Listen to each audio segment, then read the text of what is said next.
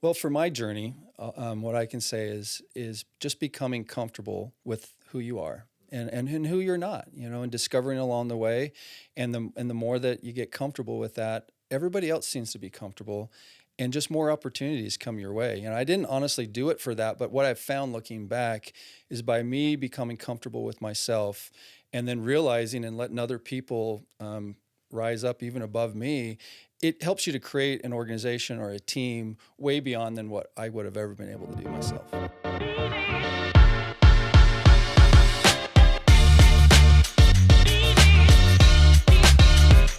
Welcome back to the Hard But Worth It podcast. Today we have Ron Brewster with us. He's going to be our guest, and Mitch and I are going to go on a journey with him, capturing his story of leadership. But before we go there, Ron, just give us a little bit of context for who you are and what you're doing these days. Great. I have the privilege of being the executive director at missionbuilders.org. Part of what we do is we send volunteers out all over the world, help make a difference. Yeah. Isn't Mission Builders, isn't it connected to Youth with a Mission? Yes, one of the largest Christian organizations. Yeah. About 18,000 staff worldwide and working in pretty much every country. You're come here today to talk to us about your leadership story. And I'm wondering if you can start out just by giving us a little bit of context for what you were doing back in your young adult years. Back when you had hair. That's a while ago. Yeah. So I started with the organization at 17. 17 years old. 17 years old. Yeah. I knew I didn't want to go to college at that point. It wasn't quite college material. So I went up to this place called Lakeside, Montana, and did what was called a discipleship training school, and did 3 months there. Ended up overseas in China and Hong Kong, and there was just something about that I'm like, I think this could be something I might want to invest part of my life into. So you had a very, very early experience of knowing something about what you wanted to do. Mm-hmm. How did that land? How did you know?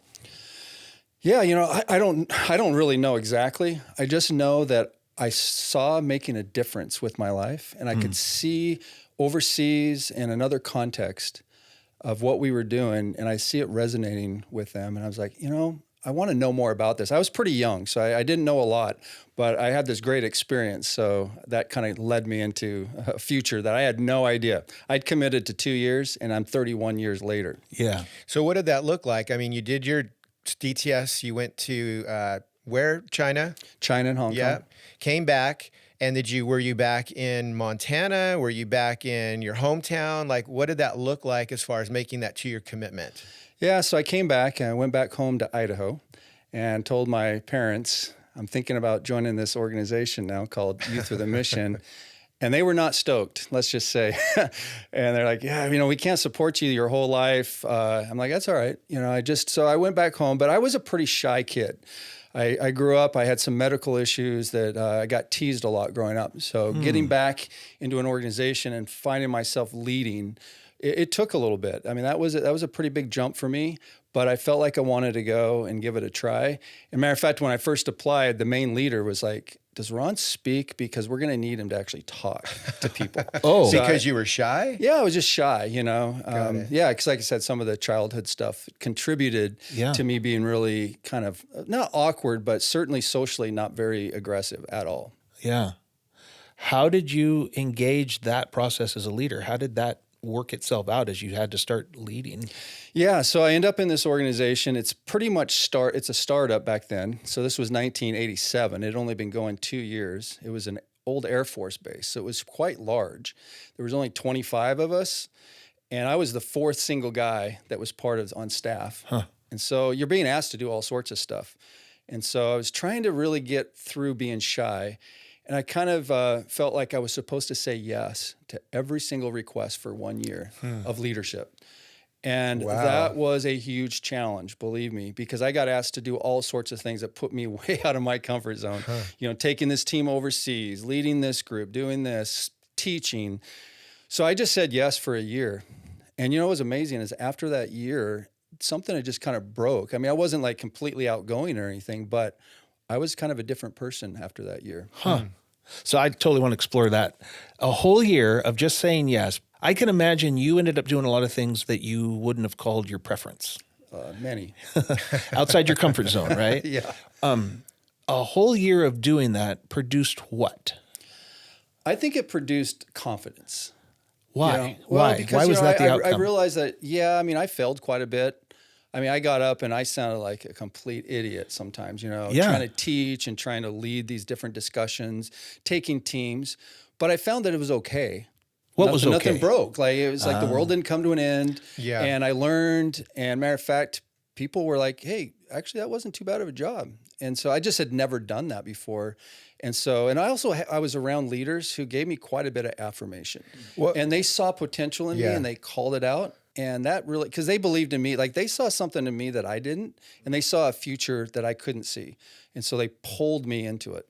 What were some of the fears that you were, facing that might have hold you back from stepping into those moments? You stepped into it, you said yes, but we all have different fears of why we don't say yes to certain things. For you, what were some of those things? Well, again, a lot of us have childhoods, that we wish that maybe didn't happen. But for me, it was probably around humiliation. Just a lot of my childhood was I felt humiliated. Part of it was I had this medical condition from a young age. They did some surgeries, but what happened was I would wet my pants like in first grade, second grade, third grade, all the way through sixth grade. But that surgery didn't quite yet fix like the little thing that when you feel like you have to go to the bathroom, you can actually get there. That wasn't working for me. So, you'd pee a puddle on your desk, around your desk, and, it doesn't really make you the most popular. Sure. So my nickname, one of them, was Huggies, the diaper.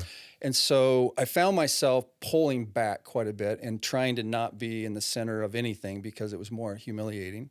And that happened all the way through probably about seventh grade or so. And then muscles started working. So I'm not going to pee a puddle. That's a good thing. It'll be a little embarrassing. So I think I found myself not wanting to take risks, not being in front of people. Sure. And so that was a risk for me, is to get up in front and be humiliated, laughed at. You just wonder if that's what was going to happen. Wow. Oh, yeah. Well, that's incredible though, to face that. You can't fight what you're not willing to face, right? And whatever that is it's our own unique thing. But the fact that you did face it, I mean, I look at now who you've become and your resume and some of your leadership endeavors. I'm pretty impressive to think if that little boy had never faced that giant, what would the Ron be today, that other version? Yeah, Man. well, one of the things for me is it's actually positive now. Now, it took a while, but what it did was because I was humiliated and I got teased a lot, something though also got burned away to where I don't really care. Like, I've already been teased a lot. So if I mess up, if I do something, I can very much self-deprecate pretty easy. It's not a big deal. And I also have empathy. I think I have a level of empathy for people because I've been there and I know what that feels like. And so I think that's something too that was a good takeaway. There's so much benefit to that process of going through, facing those fears and grow, building a muscle over that. Most people do that over a decade. You can watch them grow, and they spend an entire decade doing that. You did it in a year. That feels like a fast track. I felt like a fast track. Right? Yes, it did. What benefits did that play out for you as you're in your early 20s at this point, it sounds like, right? 19, 20, something like that. Can you identify benefits for the next season of your life by being on that accelerated path? Honestly, I think what it did for me is if I would have just taken my time at it, it would have been very incremental. I may never have got there, to tell you the truth, but because I said yes for a year, I didn't have a choice. I was just, I did, but I made a goal and, I wanted to do that. What it did is it gave me more opportunities for leadership. And so by 24, 25, I'm doing things that a lot of people maybe doesn't do until their 30s. So I'm being asked to lead all sorts of different kinds of things way above me. But I had a little bit of confidence and I had leaders that would give me a chance to go for it. So yeah, by the time I hit 30, I'm leading an organization that's 100 staff, a few $1 million, large. And, you look back and it was maybe 10 years ago that I was, a pretty shy kid. And Sure. Matter of fact, people that knew me, when they would come by the facility and they were like, well, who's leading this thing nowadays? And I'm like, well, actually, I'm leading it. And they're like, really? Well, at some point, that happened, right? So talk to us about that. You started off as staff, you're saying yes, but you're probably mowing lawns. You're probably, wrenching on pipes and then speaking from time to time. We know a little bit about how YWAM works, and you kind of do a little bit of everything to make the mission work. But then the invitation comes and now you're being called up into leadership. Someone sees potential in you. That is a promotion coming. And you're offered, hey, you're not just being a leader of a school or a leader of a group. You're actually asked to lead this base. That's not a small base, right? It's kind of on the radar of YWAM bases. So a big target on your back. What was that about, and what did that feel like? Because here you're on a path of accelerated promotion, but now you're being given the torch. Was that easy? Was that difficult for you? What was that like? Yeah, I had stepped out of the organization for a couple years, and I was doing some schooling, working at another church, and I got a phone call, and the leader had said, "Hey, I really think you're the next leader over here in Lakeside. Would you consider coming back?" And it took me some time just to process that and to see if that was really right. Because honestly, I told him no twice. He called and I said no. So you'd learned your no by this point. Yeah. So I was 28 when he called me. Yeah. And it was a pretty good size. I appreciated it, and I was flattered and I was encouraged, but I just wasn't sure. Like, why would you see me leading this? Pretty much everybody was older than me, at least a lot of them. And I finally kind of came to the conclusion, well, maybe if I come back and we do like a 2-year transition and see if people are comfortable. But I only said yes if the corporate board was all in agreement and the core leadership team all were in agreement. Not that they thought I was going to be the best ever, but just that, did they feel like I was the right guy, and why? And so I had a really good team. So when I stepped into that leadership, I knew that there was already a solid team, and they were for me and I was for them. And I wasn't trying to come in with my ego. We all had something a little bigger we were trying to do, and it wasn't about ourselves. But having that team, I think, was huge for me. So when you step into this role and you're younger than everybody, it's been confirmed. There's still a stepping into the role, like actually having the weight of it, right? Everybody can be for you. That's fantastic. It's still heavy. The day I woke up after we kind of did the little ceremony of passing the torch, I literally like, what the frick did I just do? Almost like getting married. You're like, I hope this was the Buyer's right thing. remorse. Yeah. And honestly, those first, I would say 6 months, maybe to a year, I tried to, in some ways, I wasn't comfortable in this saddle.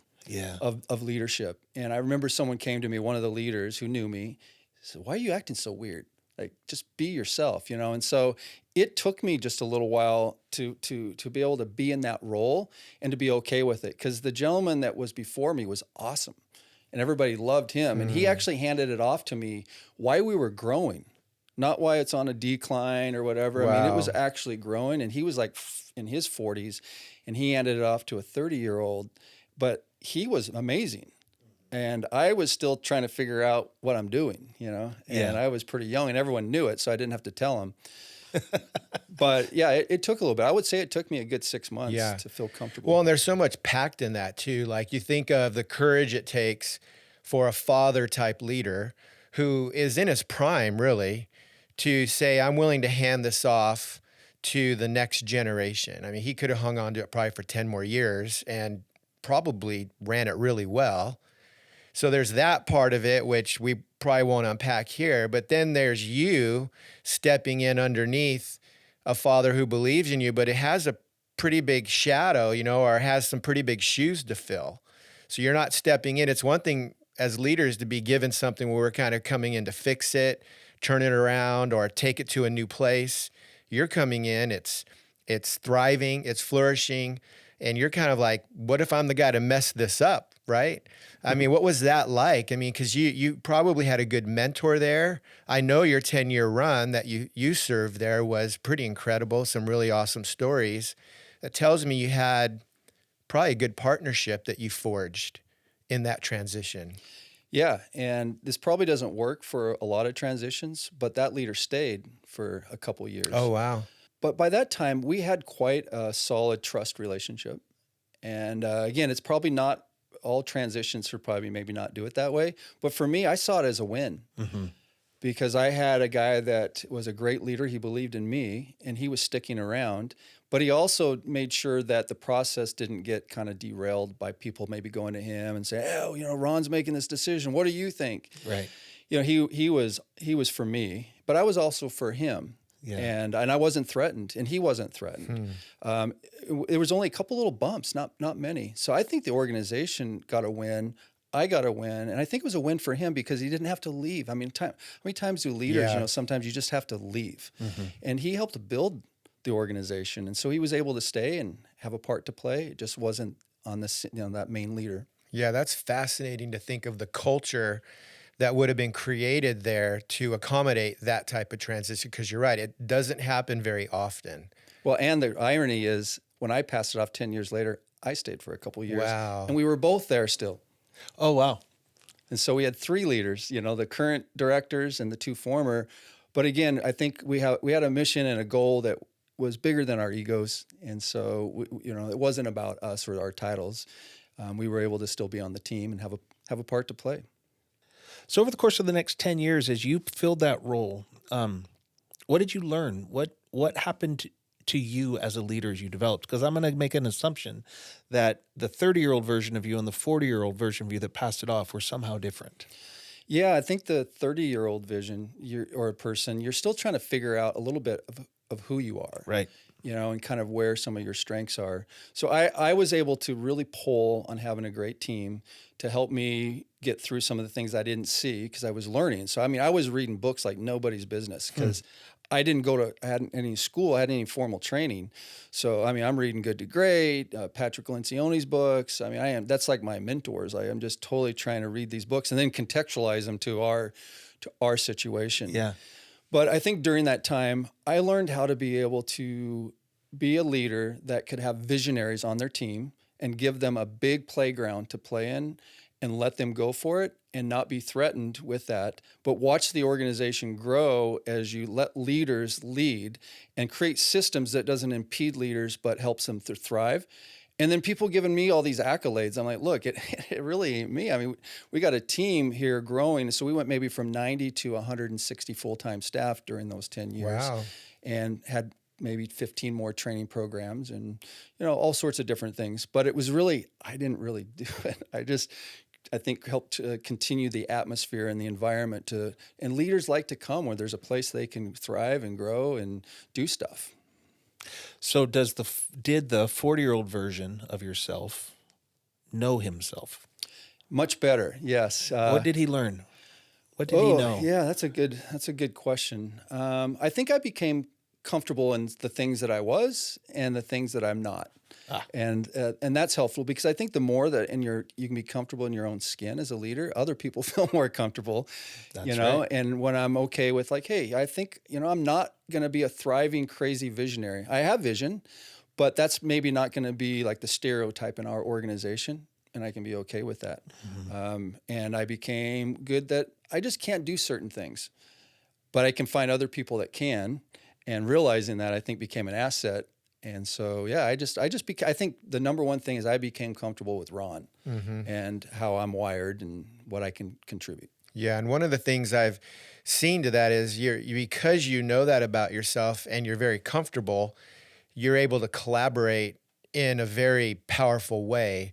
And I don't know that all leaders get to that point of development. It's certainly a goal of mine, I think, to grow to a point where I can collaborate and pull people in who might actually outshine me. They actually produce or perform better than me in a certain area. The security I need to have internally is a place I need to arrive to first before I can allow that to happen. And man, I've seen you. I was at an event in Montana in October where you're pulling in people from all different walks, professions, vocations, and you're building this project right now out in Montana for the Mission Builders International. It's a leadership development kind of hub building. And how much are you raising? And then you pulled people together and you hit that goal that afternoon, right? Yeah. So the fundraiser, we were hoping to raise $300,000 over a weekend, and we were able to raise about $340,000. Yeah. The overall project is going to be about $5.3 million. So right now we're at $1.5 million, and we're going to keep going. Yeah. So we got a little ways to go. Yeah. But we're getting gifts in kind and different people. But yeah, just trying to share the why behind it. and get people excited to want to come and partner with us. So Yeah. it's a big project. Yeah, but I mean that's my point is you being able to do that. I don't know that you would be able to pull those types of people in if you were still fighting with your ego or trying to figure out how you can do everything yourself. But now that you've become comfortable, I've seen people want to run with you. You know, that kind of person brings strong people around them. Yeah, thanks. Yeah, it's something that I think, again, I've been around great people. I wish I could take credit for it, but just growing up and being mentored under different people, I gleaned from them, and then just being comfortable in my own skin. You know, I'm not perfect in it by any stretch. I do get pushed here and there, but I would say most people would say that they feel like I'm fairly comfortable in who I am. So when I go share this, if someone says, no, I don't want to give, I don't have to take it personal. Yeah. I'm bummed, but it's okay. You know, it's not personal. One of the things I find fascinating about people who are capable leaders and even great leaders, and you're doing it right now, there's this team. They're constantly talking about the team. There's a self-deprecating. It's not about ego. And a lot of times we look to really, really amazing leaders or people that we're impressed by, and it's a lot of ego going on. They're very loud, very in front, that cult of personality sort of thing. But in Good to Great, he makes the point that's not what it takes to build a sustainable organization. And so this trait that I think we're witnessing it right now, you're being self-deprecating, you're deferring credit. It's like, I didn't do this, we did this, right? That. But it takes I think it takes an intentional act of the will to become that kind of leader. That doesn't happen by accident. Does that make sense? Yeah. Okay. How did you get there? Ooh, now there's a tough question, I think, or at least one that might give me some thought there. How did I get to there? I think my surroundings, my childhood, some of the things I've already shared helped me get there. But I don't know, I guess for me, in the organization I was in, it's just the way it was modeled. You know, so again, I know I'm trying to defer this, but I haven't known another way because that's what I saw. You know, I saw the leader before me was self-deprecating. He turned the organization over to a 30-year-old and stayed. Right? Yeah. You know, so that's what we do, you know. So it's like, well, there's a very real way that we are the product of our cultures, the places, and then we're mimicking so much behavior. That's what humans do. So that's actually a pretty powerful answer. We were pre-talking earlier, and that you said you stepped away from the organization for a while and went and did some other stuff. So there was a moment there, or something happened where you actually stepped out of that culture with intent, on purpose, and then you got back into it. What was going on there? Yeah, so I was around 25. Yeah. And I had the thought, like, I wonder if I can actually do okay outside of this organization. And I just felt like I needed to get out and kind of try some new things. And so part of it was just exploring. I was 25, and it's probably not uncommon. So I was like, well, 20s or 4, yeah, right? I'm going to go explore college. Yeah. And I was ready to give it a try. And so I did some business courses. And like I said, I was on staff of the church, and I was the executive pastor, college pastor, and whatever. And so, but it was new experiences, new place. And plus the way I'm wired is I do like to do new things. I like change. And I just felt like I needed to prove to myself that I could go out to a whole nother city that I didn't know and do something completely different. Yep. But I was also exploring two things: vocational, whether or not I should be a pastor. Found out pretty quickly I'm not pastor material. So that was about 6 months. I'm like, nope, not my thing. Definitely a calling. And then I was thinking about business, and I was actually leaning towards it when I got that phone call. And so I really felt I was to go ahead and take those business acumen that was kind of maybe natural, or I was born with some of it, and use it in the nonprofit world. And you'd mentioned Good to Great by Jim Collins. He also wrote a little tiny book that a lot of people don't know, right? Fantastic. For the nonprofit. Yeah. Good to Great for the nonprofit. And he talks about the leadership style for a nonprofit is you lead through a legislative leadership, which means you got to get people's hearts because you're not paying them or not much. And so how do you get people to follow based on leading them because they want to be, you know, they're excited about your mission, about what you're doing, not because they're getting a paycheck, or you don't really have that executive power, he calls it, to be able to really, Right. you know, you're really kind of getting people's hearts. And so that was a great book. Yeah. If you haven't read that. I think every executive leader should read that book, because to truly tap into the power of the employee and who they are, you have to use that skill. It's critical. Yeah, and what's interesting too is you stepped out, thinking you were exploring, and you probably were, but you were also, in a way, equipping yourself or unlocking something that was coming alive in you. Because now I know the Ron today isn't leading a YWAM base. You're leading a movement that's connected to YWAM, but it's really focused, I think, more in your wheelhouse and your passion, which is resourcing and equipping leadership in the movement. We've got this large organization with tens of thousands of volunteers around the world, bases, and it's all vision, high vision. Let's go start, let's go pioneer, let's go blaze a trail. But you come in and see this need of, how do we build infrastructure? How do we scale? How do we begin to develop leaders for the long road, people who are going to be lifers, and taking business ideas, but pushing them back into the nonprofit world? And I know a little bit about L13 and what you're doing there. You've worked with My Business, Executive Scheduling Associates, helping us identify where we're at in our growth through the predictable success model. So there's a few other things you're doing today that, I think that season helped you discover and learn. This is helping me get more focused on what I do. Talk to us a little bit about what you're doing today. Yeah. So you had mentioned by the end of my 30s, was I a different person? Yeah. One of the things along the journey was I kind of discovered a little bit of a core calling, vocational calling, if you want to call it, where I really was about developing, resourcing, and coaching leaders for lasting impact. And that's just my personal thing. And so when I found that, basically that's my core, I started doing a lot of it. So what Mitch is talking about there is we do leadership coaching and development with different YWAM organizations, but also businesses as well. We do a few. Yeah, I mean, you've businesses. worked with My Business. Yeah. And really, for me, it's about investing in leaders and letting the impact go. You invest money, and sometimes you make money and sometimes you don't. And I think investment in leaders is the same thing. And for me, probably it goes back to when I was 17, 18, and I had leaders that invested into me. And I don't know if I was a risky investment, at least from my perspective. And they've told me that I was a good return on their investment. Yeah. So. That's right. So after going on that here you are in you're 40 at this point in the storyline. You found your voice, you might say. You found out who you are. What made it hard to get there? What made it hard to get there? Well, I can't say once I got there. Like I realized I started to plateau at 40. So once I got to around 40, it's like, you know what? I've already done stuff in my 30s. So what was a challenge for me was leading something that size in my 30s, because then I hit 40. And I'm like, now what? Right.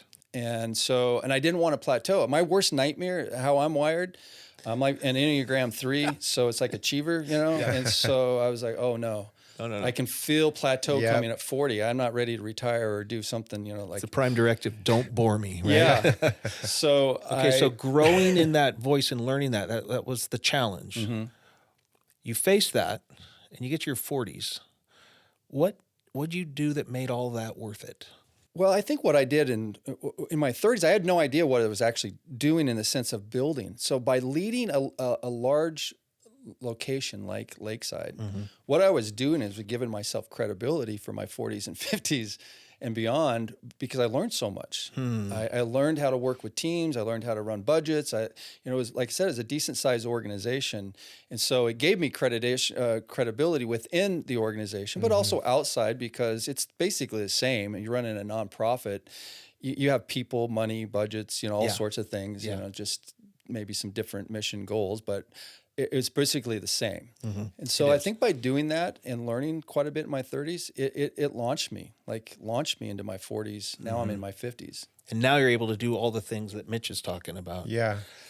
There's a framework that I think if I was, you're setting right into a theme that we talk about all the time. And I think it's Carl Jung is famous or given credit for saying the game of life doesn't even start till you're 40. Everything before that is just preparation. And I find that to be a very compelling idea. I wasn't even aware of it in my 30s. I thought I was doing the game of life. I thought everything I was doing was the thing. And it turns out it was all prep for something else. It was often very, very hard. I had my biggest challenges. I had my biggest business failure during that era. But without that, I wouldn't be able to do what I'm doing now. If we think about that idea, well, first of all, what do you think about that idea that the game of life doesn't even start till you're 40? Well, for me, I would say it's true. I didn't know it till you look back, right? No, it's but retroactive looking back, knowledge. Yeah, for me, my 20s and 30s was all about who I was around because they were actually the ones forming me. Yeah. To be in my 40s and 50s. So I think it's really important, in your 20s and 30s to be around the right people because we become a lot like who we were around. Yeah. And I just happened to be placed around some really great people. And I was doing some things, but I was just learning. Yeah. So if that's a meaningful framework to think about, you're in the game now, right? What's the game? Well, the game for me now, because I've led stuff, I've led organizations. I don't need to do that again. I mean, I'm leading one right now. It's a smaller one, but I'm doing that on purpose so that I can actually do things like go and help Mitch and other YOM right. locations. If it gets too big, then you gotta run it. So we have 20 staff, and it's okay. But I what I get to go do now is go invest into leaders and have the time. Mm-hmm. So I actually have a little bit more time to do that. And I'm not trying to lead or grow something too big. So I just going around, I get to kind of handpick in some ways some of the leaders that I want to invest in and then just sit back and be able to see them go and just kill it. Yeah. And that's been awesome. Yeah. Yeah. Well, and I've felt a way that I've said that at this stage of my life because I just turned 50 and I agree in the conversation that you come into your 40s realizing it's just maybe now beginning, and all that was prep and you get really clear. Part of my shift, which I see you doing, and I know you're doing this too, Kirk, but a way that I say it is, I don't want to build things. I want to build people, right? And it's not that I'm against starting another business or building another thing, but it's the people we build in the process that I feel like, for me, brings me the most value because, when you see someone come alongside to help build something that doesn't exist yet, it's a dream realized. I mean, I don't know that there's anything more meaningful that we can do than to create something that makes the world a better place. So I see you doing that as well. Mm-hmm. Thanks. Yeah, I just had the privilege of being over in Cambodia in January. So one of the things I get to do with this organization is travel. Been to 55 countries, lived in Thailand for a year. But I was just recently in Cambodia, and they're doing some amazing work with the Cambodians there and trying to end human trafficking. And there's all sorts of different things, education. So being with those group of leaders and being able to invest into them. And they're really doing the stuff. They're the ones, I mean, I leave, but they're doing it, and then to hear especially there it is again. You just did it again. Self-deprecated. You went over to Cambodia and you invested something. And then now you're like, yeah, but, and it's right. They're doing, but what did you do in Cambodia? I want to know what you did. Well, what I did was I sat down with some of the leaders and helped them to learn how to manage a little better, learn how to delegate. Some of the practical leadership stuff, some of them had, they're natural inspirers, they can share the vision, but then you got to execute. And they've built now from scratch a location that's 120 staff. Yeah. They got 500 young people coming every day, Cambodians, to learn English, practice music, all sorts of different things. They're out in the communities doing feeding programs, orphans, human trafficking, trying to see that stop. I mean, amazing things. But they were like me back when I was 19, how do you do it? Like, this thing's growing now. And how do you run something that's 100, people? And so I'd come alongside and help show them how to maybe do that a little better. Yeah. And, and what's interesting is on that point, you're talking about Cambodia and the way that you're helping people overseas capture these principles, but they're not unique to that people group or that demographic. It's a leadership principle. It's an organizational growth principle. So it applies across any generation, any gender, any nationality, anything. So in that, I hear a little bit of the predictable success model. And I know you're not doing that everywhere you go, but there is this sense of you start in a stage early struggle. It's this idea of startup, but then getting out of that and moving through a process of developing some of those steps so that you you become sustainable. Talk to us a little bit about that, because all of us think starting something's fun. You know, we've had the ideas ourselves, but we're not doing it yet. So clearly there's a gap between what we think and what we do. What's the difference of an idea actually making it through this early struggle to becoming something that can be sustainable, fun, flourishing? Yeah. So in our organization, we're very entrepreneurial. So we're always starting stuff, right? Everyone wants to start something. And in business, it's about 80% failure rate. And there's a variety of different reasons, but some of it is just you don't have any cash. Like, it's the first few years just trying to find enough cash, and then trying to find that one thing that you're good, or maybe two things. And in the predictable success, they call it a profit, like your sustainable profit margin. Like, where can you find that sustainable thing that you're good at? Mitch, you guys found yours over at your business. With our YWAM locations, it's trying to find the one or two things, and it helps them get out of that early struggle.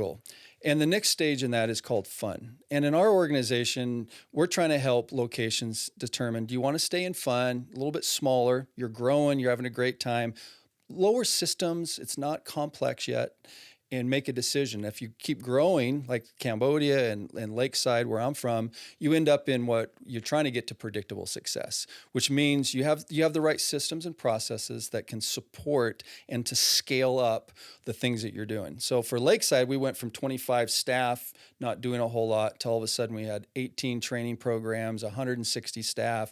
We're working in all these different nations and all sorts of things. So that was kind of that scale up. And so we had to get our act together and figure out those processes and systems, but at the same time, not letting the processes and systems take over and just become very bureaucratic. Right. So trying to keep a visionary entrepreneur piece. Our organization, honestly, like management, systems, they're like swear words, right? So trying to say, okay, now they can really serve us. Yeah. And it really is sort of things that help us grow and stay sustainable and healthy. Yeah. The structuring of an organization that has so much life in it, because there's so much energy in those startup years. It's amazing. And it's generating all this stuff, but it's also very messy. And so we put structure in place, and then those structures, that energy can be very scared of structure. They're like, don't systematize me, right? You're going to kill the innovation. And maybe so, but when you build the right kind of structures, it actually supports life. And there's more, like, you can only build a certain height in a building with brick and mud, right? But you start adding steel and concrete, boom, up it goes. And that's what structures are for. But it's fascinating because oftentimes that bureaucratic energy does take over, and it kills life. And that is such a delicate balance to keep your eye on when you're building an organization. Well, and usually what I understand too is a business in the startup phase and early struggle, it's got a high visionary type person. It does. And so that person is seeing, they're willing to light fires, do whatever it takes.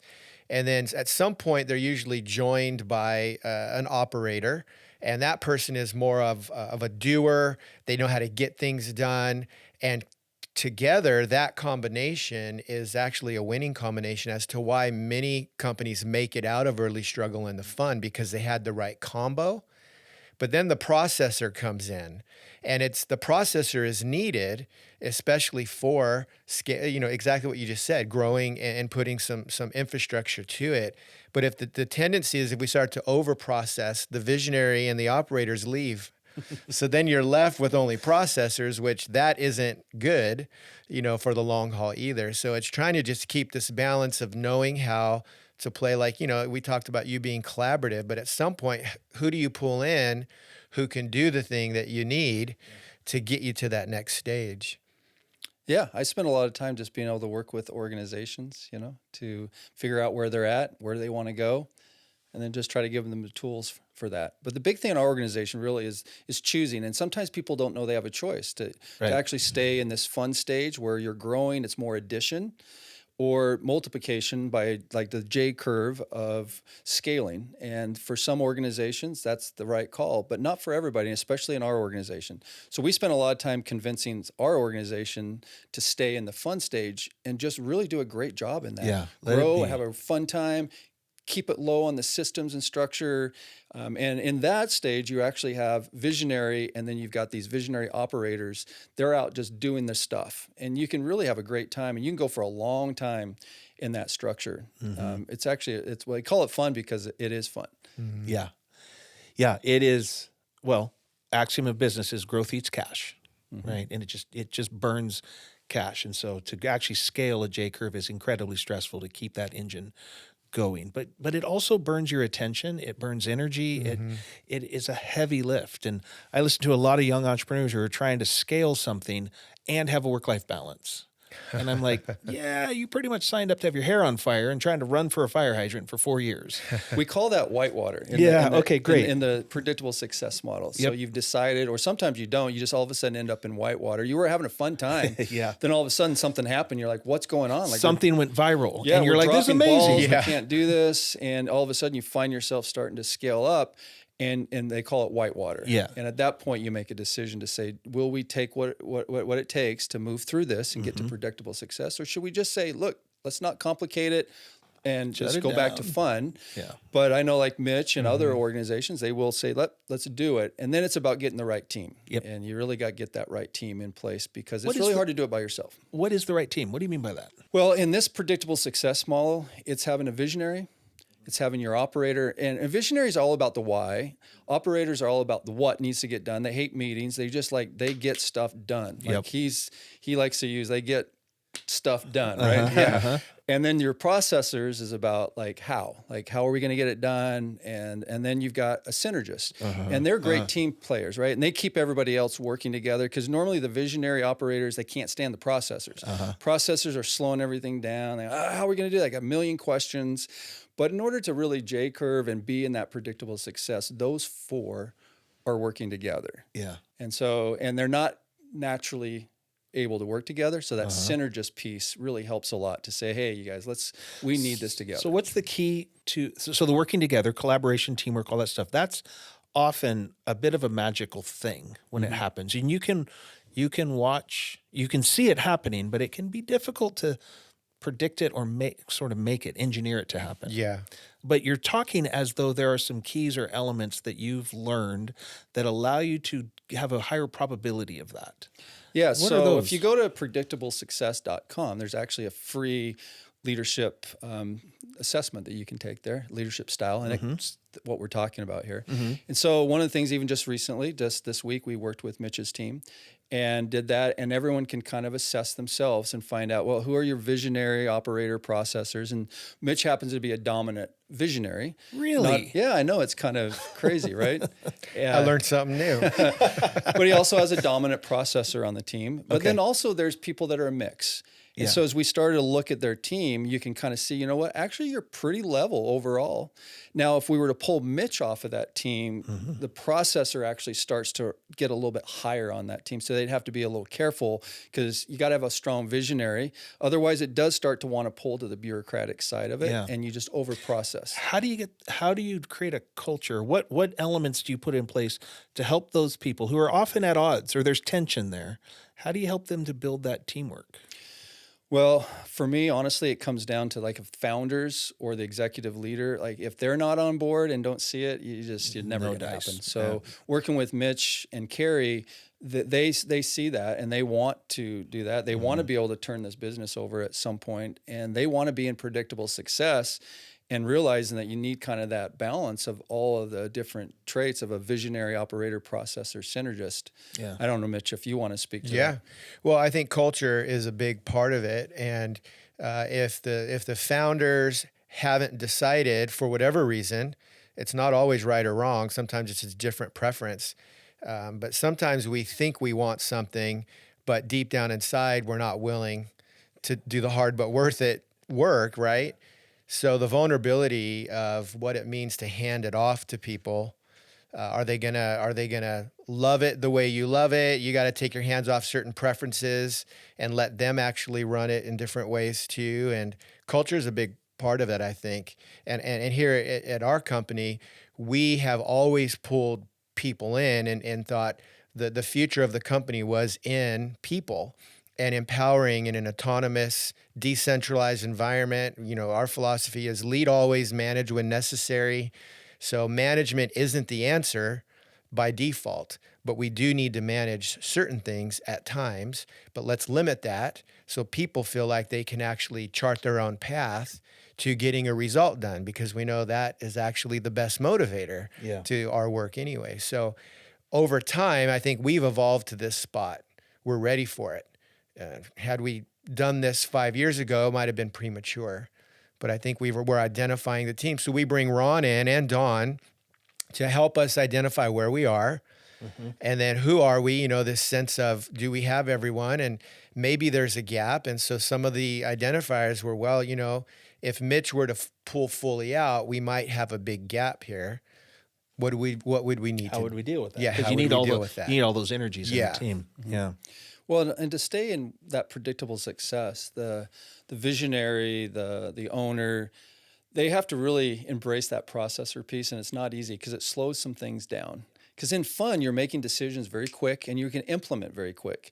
Predictable success, you're just slowing the decision making down. But you can implement quick because you got the right processes and systems. But a lot of times that visionary processor, the visionary is like, yeah, we need a process, just not for me. Like, I'm the owner. Like, it's for everybody else, But I appreciate with Mitch is that, he's kind of going to live by the things he put together. But sometimes the visionaries, and even the operators, because operators, they just want to get stuff done. And they're like, I do not need another process in my way. Totally. That's awesome. Well, if you were going to leave the audience with one thought about how to get through that early stage development, past that 40-year-old milestone so that you can do some of the cool work you're doing today, what would you leave them with? Well, for my journey, what I can say is just becoming comfortable with who you are and who you're not, and discovering along the way. And the more that you get comfortable with that, everybody else seems to be comfortable, and just more opportunities come your way. I didn't honestly do it for that, but what I've found looking back is by me becoming comfortable with myself and then realizing and letting other people rise up even above me, it helps you to create an organization or a team way beyond than what I would have ever been able to do myself. That's awesome. You just did it again. I'm not trying. It seems to come natural. It is one of the markers of someone who has learned how to lead well, I think. So thank you. That's fantastic. Hey, if you like what we're doing here, and this has been a good experience for you, we'd love for you to hit that subscribe button, not because it matters to us, but because it will make you a better person.